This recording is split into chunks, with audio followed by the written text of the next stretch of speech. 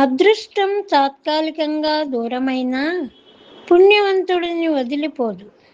చంద్రునిలా మళ్ళీ వెలుగొందే జీవితం.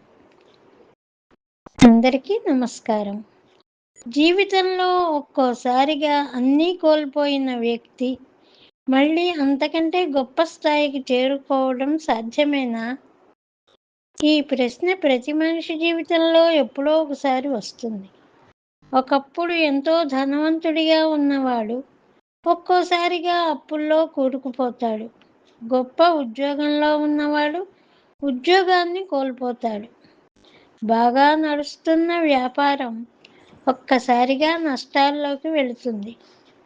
అప్పుడే చాలామంది ఇలా అంటారు, ఇక అంతే, నా జీవితం అయిపోయింది. కానీ నిజంగా అంతేనా?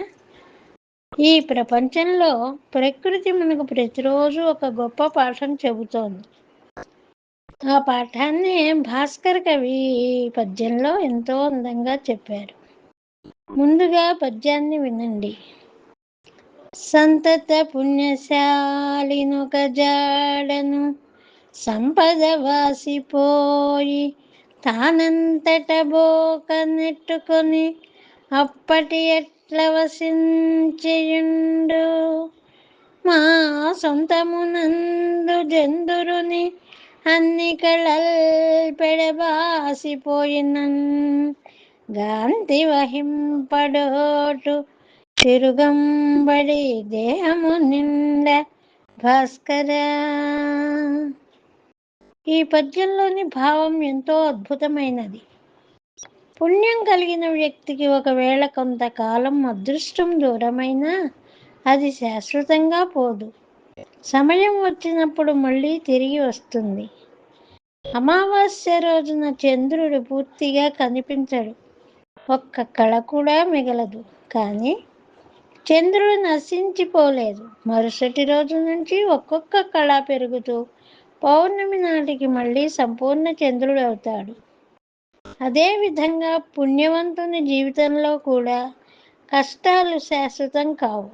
ఇది కేవలం ధైర్యం చెప్పే మాట కాదు, ప్రకృతి ధర్మం. ఈ విషయాన్ని మనం ఒక నిజ జీవిత సంఘటన ద్వారా అర్థం చేసుకుందాం. ప్రపంచ ప్రసిద్ధ సంస్థ అయిన ఆపిల్ సహా వ్యవస్థాపకుడు స్టీవ్ జాబ్స్ జీవితాన్ని చాలామంది తెలుసుకుంటారు. అతన్ని స్థాపించిన సంస్థ నుంచి ఆయనే బయటకు వెళ్లాల్సి వచ్చింది.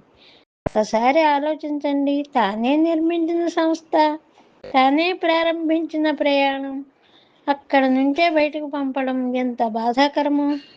ఆ సమయంలో చాలామంది స్టీవ్ జాబ్స్ కథ అయిపోయింది అనుకున్నారు. కానీ ఆయన నిరాశపడలేదు. కొత్త సంస్థలను ప్రారంభించారు, కొత్త ఆలోచనలతో ముందుకు సాగారు. తన ప్రతిభను, పట్టుదలను, ఆత్మవిశ్వాసాన్ని కోల్పోలేదు. కొన్ని సంవత్సరాల తర్వాత మళ్ళీ అదే ఆపిల్ సంస్థకు తిరిగి వచ్చి ప్రపంచ చరిత్రలోనే అత్యంత విజయవంతమైన సంస్థలలో ఒకటిగా తీర్చిదిద్దారు. ఈ సంఘటన మనకు ఏమి చెబుతోంది? ఒక పరాజయం, ఒక నష్టం, ఒక అవమానం, ఒక ఉద్యోగం పోవడం ఇవేమీ మన జీవితానికి ముగింపు కావు. మనలోని విలువలు, కృషి, పుణ్యం, నిజాయితీ ఉంటే మళ్ళీ ఎదగడం సాధ్యమే. ఇదే భాస్కర్ కవి చెప్పిన సత్యం. అయితే ఇక్కడ ఒక విషయం జాగ్రత్తగా అర్థం చేసుకోవాలి. పుణ్యం ఉంది కాబట్టి ఏమీ చేయకపోయినా సరిపోతుంది అని ఈ పద్యం చెప్పడం లేదు. చంద్రుడు కూడా తన గమనాన్ని ఆపడు. ప్రకృతి నియమం ప్రకారం నిరంతరం ప్రయాణిస్తూనే ఉంటాడు. అలాగే మనిషి కూడా కృషిని ఆపకూడదు. కష్టకాలం వచ్చిందని ప్రయత్నం మానేస్తే అది అమావాస్యలోనే ఆగిపోయిన చంద్రుడిలా అవుతుంది. జీవితంలో కొందరు చిన్న అపజయం వచ్చినా వెంటనే నా అదృష్టమే లేదు అంటారు. పరీక్షలో ఫెయిల్ అయితే, వ్యాపారంలో నష్టం వస్తే, ఉద్యోగం రాకపోతే అంతా అయిపోయిందని భావిస్తారు. కానీ మహానుభావుల జీవితాలను చూస్తే ఒక్క విషయం స్పష్టంగా తెలుస్తుంది. వారిని గొప్పవారిగా చేసింది విజయాలు కాదు, వైఫల్యాల తర్వాత కూడా నిలబడే ధైర్యం. అదే వారి అసలు బలం. భారతీయ సంస్కృతిలో కూడా ఇదే భావన కనిపిస్తుంది. రామాయణంలో శ్రీరాముడు కూడా 14 సంవత్సరాలు అరణ్యవాసం చేశాడు. అది ఓటమి కాదు, ఆ తర్వాత వచ్చిన పట్టాభిషేకానికి సిద్ధత. భారతంలో పాండవులు ఎన్నో కష్టాలు అనుభవించారు, అవి శాశ్వతం కాలేదు. చివరకు ధర్మమే గెలిచింది.